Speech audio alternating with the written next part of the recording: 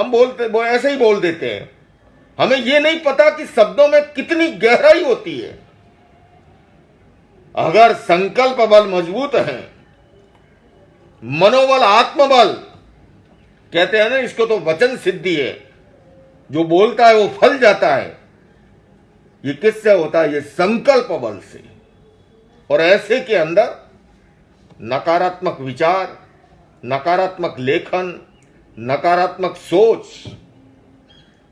पुराने जमाने का प्रसंग है, नागौर में एक कवि हुए और कविता गीत का लेखन करते, और सामान्यतः लगभग हर कलाकार, गीतकार कविता के अंत में ये कविता किसकी है इस तरह से नामोल्लेख भी करते हैं। उन्होंने अपना वहाँ का उल्लेख करते हुए नागौर में, पर वो शब्दों का इस तरह से चयन हुआ, नागो इधर रमे इधर हो,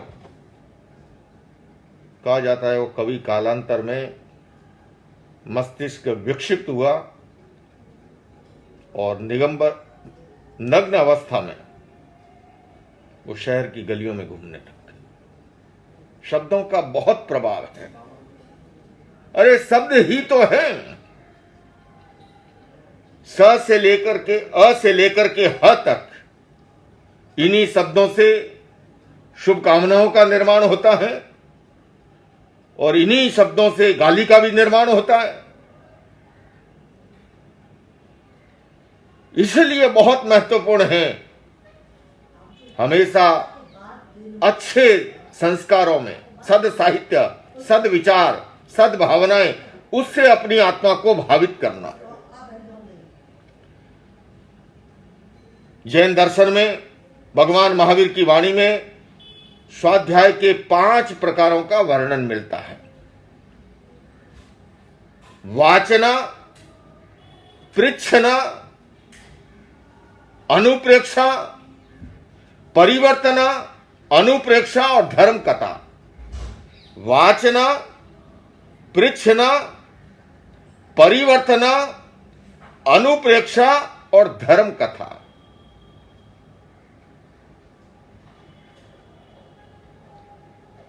सबसे पहले सद साहित्य का पठन पाठन, वाचन करें।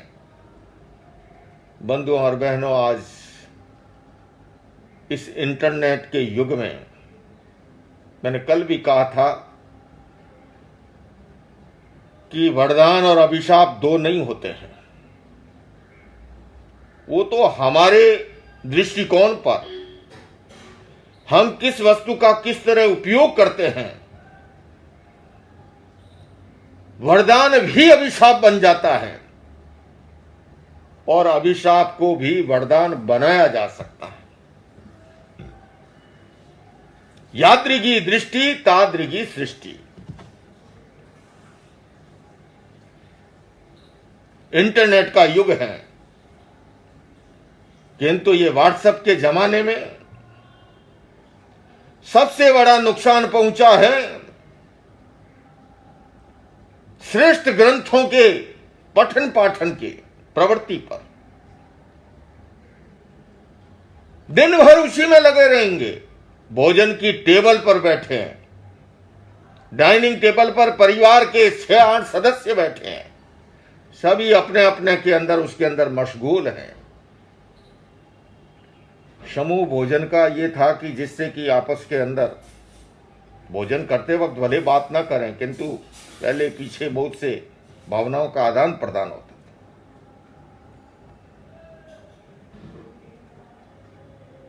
बड़े दुख के साथ कहना पड़ता है कि आज घरों के अंदर पुस्तकें हैं भी तो वो धूल फांक रही होती है।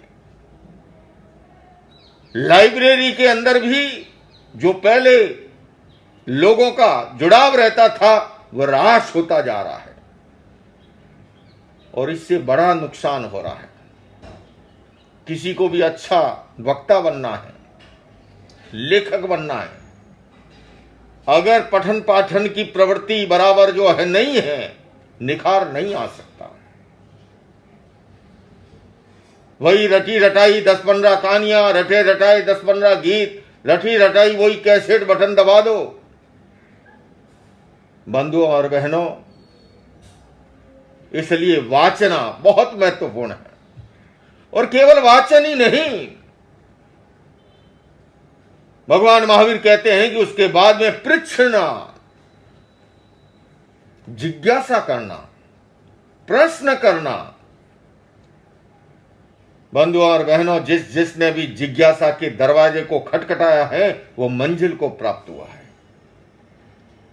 आप देखिए, गणधर गौतम ने प्रश्नों की झड़ी लगा दी, और शायद वो प्रश्न नहीं करते तो हमारे लिए भी आज जो हमें भंडार मिलता है उससे हम वंचित रह जाते हैं। और मैं आपसे कहना चाहूंगा, छोटे बच्चे जब भी प्रश्न करे, कोई जिज्ञासा करे, आप उन्हें चुप मत कराइए। आपके पास समय है इसलिए, समय नहीं है इसलिए उन्हें डांटिए मत। जिज्ञासा को उभरने दीजिए, उससे उनके व्यक्तित्व का निर्माण होता है। वरना वो 1 2 3 बार प्रश्न करेगा और आप हर बार अगर झिड़कते जाएंगे, जवाब नहीं देंगे, वह जिज्ञासा उठनी ही बंद हो जाएगी, उसका स्रोत ही कट जाएगा। ऐसा कदापि मत कीजिए। खासकर छोटे बच्चों के भीतर कैसे जिज्ञासा पैदा हो, बल्कि ये प्रयत्न कीजिए।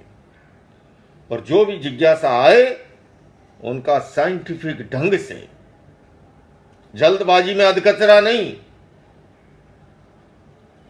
क्योंकि उससे बचपन से ही जो संस्कार संक्रांत होंगे वो ताउम्र जीवन भर काम करते हैं।